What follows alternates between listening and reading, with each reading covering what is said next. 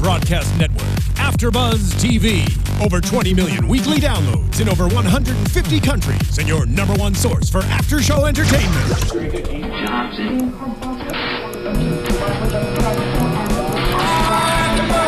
AFTERBUZZ TV, the destination for TV superfans, producing after-shows for over 300 of your favorite TV shows, interviewing celebrities and showrunners, and bringing you behind-the-scenes exclusives. All thanks to E! Entertainment's Maria Menounos, producer Kevin Undergaro, and internet leader Akamai. Now, let the buzz begin! What's up, everybody? Welcome to a special edition of Tough Enough AfterBuzz, which you are watching live on AfterBuzzTV.com and on the YouTube AfterBuzz TV page. We're also listening to this on iTunes and SoundCloud. Make sure always to subscribe. Give those 5 stars. I'm Christian Rosenberg, and I am being joined by the man who, unfortunately, the WWE Universe felt was no longer tough enough. The big guy with the crazy Russian tattoos, Alex Frekey. You're joining me here on AfterBuzz. How's it going, buddy? How's it going, Christian? Good, man. Hey, let me ask you right off the bat, because I want to clarify. You do pronounce your last name as Frekey, correct? Yes, sir. So what was that like? You know, just like growing up. Did you use that to intimidate kids when you were young? Unfortunately, I was beat up a lot, man. I was bullied a lot, so it was actually more of a it was a crush for a while, and then it became more of a trademark. I was going to say that should be a trademark, and those kids that apparently beat you up when you were young, do they see you now? Do they see how jacked you are now? Yeah, man. I mean, I never held a grudge against anyone. I'm basically kind to everybody, but yeah, man, they don't really ever say anything bad about me now. I would hope not, because I'm fairly weak, so I don't think I'd walk up to you and do that. Has last night sunk in yet, knowing that you unfortunately have been eliminated from the show? Oh yeah, man, it sunk in once I hit the hotel room. But I mean, right now, I'm doing better. Of course, I was bummed out. First off, of course, anyone's gonna be bummed out when they fail at something or get voted off of something. But back to reality. I have to move forward.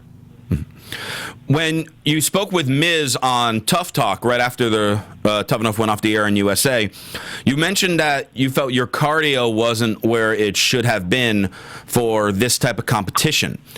So why do you think that was?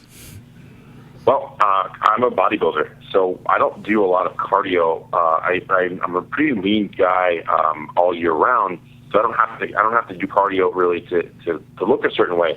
But in terms of the training, man, about 3 weeks before I knew I was going to be on the show. Well, 3 weeks before the show started, I knew I was going to be on it, or as far in the mini camp. And I talked to my trainer. I said, hey, I got to step up my endurance. And he put together a calisthenic cardio metabolic training type of thing. And I did it for about 3 weeks, but it wasn't good enough because some of the stuff we did in mini camp, man, it was worse than college basketball practice. It was insane. Literally, man, that stuff is crazy. I've done a little bit of wrestling training myself, and I have certainly felt very sick in the middle of that training, to put it lightly. Oh, yeah. What made you decide to enter, like just to even try to submit a video for this competition? What inspired you to get in? Yeah, man. Well, a few years back when I got out of college, I'm not sure the gentleman's name, but he asked me to enter a wrestling school because I felt like I had a good look for wrestling. So I was like, wow, that'd be really cool. I was always a fan of the WWE. And, at the time I got out of college, and I couldn't because I had to get a job to pay back student loans and so on and so forth to get the picture. So it wasn't that I could do it. But I saw that the Tough Enough was coming about, and I'm like, hey, I can do this now. I could take time away from this, that, the other thing, and I can go do this. And it's something I always wanted to do, so I just gave it a shot. And when you were there, obviously you're working with the trainers, the coaches, you have the judges there. A lot of people always ask, when it comes to any type of reality show, how much time do you really get to spend with those people when the cameras are not rolling? Well, not a lot.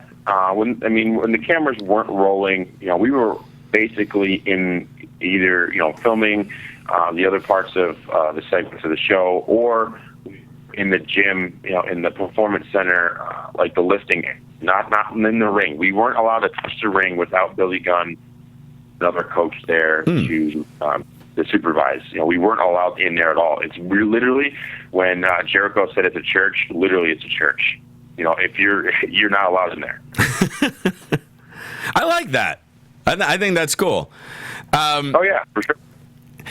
Who in the competition would you pick to be your permanent roommate?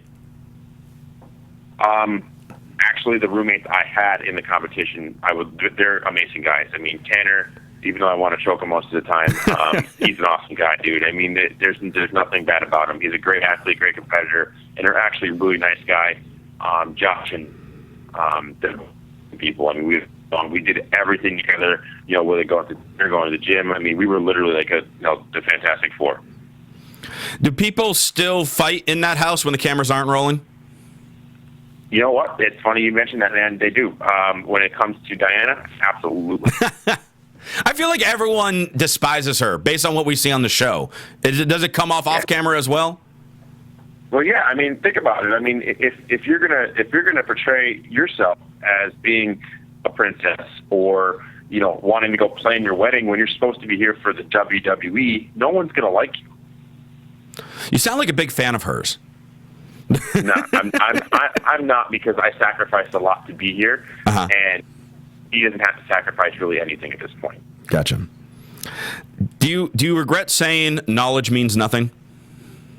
Well, yes and no. Now, when that conversation I had with Patrick was pieced up. It wasn't the full conversation, so it made me look out to be like I hated the WWE, which was not what I wanted. When I said to Patrick, because Patrick was going on saying, hey, man, I'm up here trying to have a wrestling conversation with these people, and no one knows anything. And I said to Patrick, I'm not here to learn the history of wrestling. I'm here to learn how to wrestle physically. And, he's like, well, you need to know the history. I said, dude, Michael Jordan doesn't need to know the history of the NBA to practice how to shoot a jump shot. That's completely, two different aspects. I'm like, you can read a book, but if you can't do what's in the book, then, you're useless.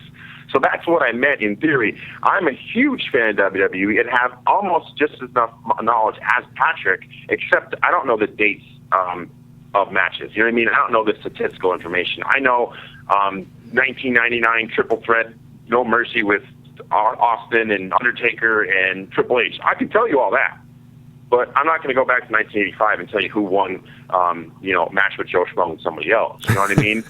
So that's just my opinion. I mean, I'd rather be the one that's very good at performing than knowing statistics, if that makes any sense. No, it absolutely does. Now, which wrestler, as far as what you've watched, growing up and things like that, which wrestler do you feel you would emulate the most, or that you've taken the most after, that you feel you would be compared to if you were to be in the WWE? Bill Goldberg. Why Goldberg? Bill Goldberg, because I just love the way his intensity. He wasn't the flashiest wrestler. He came out there to do what he had to do and win. That was simple. He had one thing in mind: winning, and it was that 101 streak during the 1997-98 time period was awesome. You know what I mean? Mm-hmm. That's what really locked me onto WWE. Seeing someone dominate and be such a physical specimen like he was, it was great. Nice. I like that comparison. I wasn't expecting the answer Goldberg, but it makes a lot of sense. I like it a lot. What were you expecting? That's now I'm trying to think. Like when you're ever in these type of competition shows, you always expect people to say Steve Austin, The Rock, Triple H, Undertaker. You don't necessarily hear guys say specifically like a WCW guy, right? Or maybe like the little guy wants to be like Rey Mysterio. So right. I always wanted to be like Bret Hart, but that's just me because I thought he was like the happy medium. Like he wasn't a powerhouse, but he wasn't a high flyer. He was just like the technical guy. So that's who I could relate to because I am weak and I can't jump if my life depended on it. So I'm like, oh, maybe I can try to do that. Right. No, I got you. I got a few questions from Twitter followers that had some questions for you. Sure. At Awesome HBK asks, who would win in a fight, Josh or Tanner? Ooh, see, that's a really good question because of the fact that, Tanner has his, like you just said right now was perfect. Tanner has his technical skills being a MMA fighter, but Josh is a 6'8", 280-pound monster. Right. I mean, he would take a lot of blows to knock that guy out, and, using his latent power, I mean, gosh, that's a tough question to answer, man. I mean, but since, Josh is the closest to Josh in the house, I'm just going to have to say Josh. Okay. I got another question here from Alora3386. Besides trying to become a WWE superstar, what other types of dreams do you have? Because I know you've done like a little bit of acting and some modeling. Is that kind of the other goals that you have in mind, or was there something else? Well, it's funny. I mean, I get that question a lot. Like, hey, what's your dreams in life? And actually, it's funny. I've actually completed all of my lifelong dreams by the time I was by the end of last year. I wanted to leave Pennsylvania. I did that. I wanted to be an actor. I did that. I mean, I'm going to continue to act in the future, but I wanted to do work in the sports nutrition industry. I've done that. You know what I mean? So I kind of actually completed them. Now I'm just trying to build on top of them. Okay. And then one more Twitter question, and this kind of goes back to what we were talking about a little earlier. At Kyla H, or I don't know how to pronounce her Twitter handle. Do you plan on training at a wrestling school now that you're done with Tough Enough? Are you planning on enrolling at some school near where you live? Now, see, that's a good question because I will pursue a career in the WWE for sure if it's a possibility. The only school I would actually join would be the Performance Center. Because of what I've experienced, there's nothing that's going to top that. So I don't want something that's secondhand to the WWE anymore. You know what I mean? It's like if you drive a Ferrari, you're not going to go ahead and drive by a Honda Civic. You know what I mean? Right. So, it's like, wow, I was already experienced the amazing energy and camaraderie and, the training facility they have. I couldn't go back to anything else. So I would definitely only be the WWE Performance Center. All right. And I got one final question, the $1 million question for you. Who's winning this thing? Tanner? What about Tanner? What's that? I was just going to say, what about on the women's side? Women's side, I'm going to say Daria. Okay. She's an AfterBuzz host. We're all rooting for her over here because she does the AfterBuzz UFC stuff here. So that was a good answer for our viewers. I like that. Yeah. Now, why Daria and why Tanner? Why Daria? Because Daria is, I mean, out of all the girls, she's an anti-princess. She is, I mean, she's as hardcore as they come. I've watched some of her videos of her beating the crap out of girls, man. I mean, like, holy smokes, man. She's nuts. Her intensity, her fire, man. I mean, the way she's competitive and the way she goes at people when they come at her, it's awesome. I mean, being around her, you can just feel that she wants it more than everyone else. And Tanner, he's number one. He's won every challenge for the men. And I don't think that's going to stop. And the way that he is, his competitive nature, he's just like Daria. I mean, they're fighters. They are born for fighting and some type of entertainment. So, those are my picks. Do you think the MMA background with them, like, does that give them an advantage in sports entertainment? 100%. He's used to rolling. He's used to hitting the mats. He's used to, different types of locks and holds and stuff like that. So he has skills that some of us don't. And I mean, if you saw him take the off the top rope bump in person, you'd have been like, yeah. He jumped backwards from the top rope and landed it like way past the middle. I was like, wow. It was absolutely awesome. Well, when we can't wait to continue watching the show, and it was also absolutely awesome for you to call in today, Alex. Thank you so much. And people that are listening, if you're not following Alex yet on Twitter, shame on you.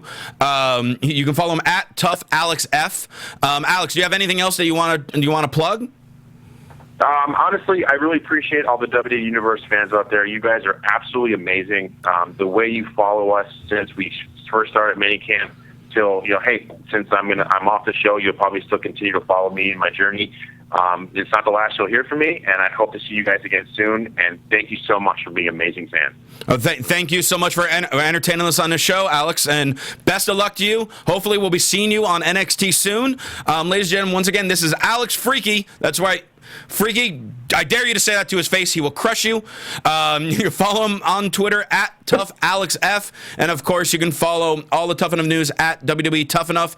You can follow me on Twitter at Real Rosenberg. And for all your other AfterBuzz news and gossip, follow us on AfterBuzz TV. Alex, again, thank you so much. And we will be talking with you soon. If you're in LA, come in the studio. Thank you. We'll do. All right. That's it for us today here on AfterBuzz TV, guys. Thank you again, Alex Frekey. And again, we are at AfterBuzz TV on Twitter. Like us, subscribe, all that good stuff, and we will see you next week on next week's Tough Enough AfterBuzz. I'm Christian Rosenberg. See you. From executive producers Maria Menounos, Kevin Undergaro, Phil Svitek, and the entire AfterBuzz TV staff, we would like to thank you for listening to the AfterBuzz TV network. To watch or listen to other after shows and post comments or questions, be sure to visit AfterBuzzTV.com. I'm Sir Richard Wentworth, and this has been a presentation of AfterBuzz TV. Buzz you later. The views expressed herein are those of the hosts only and do not necessarily reflect the views of AfterBuzz TV or its owners or principals.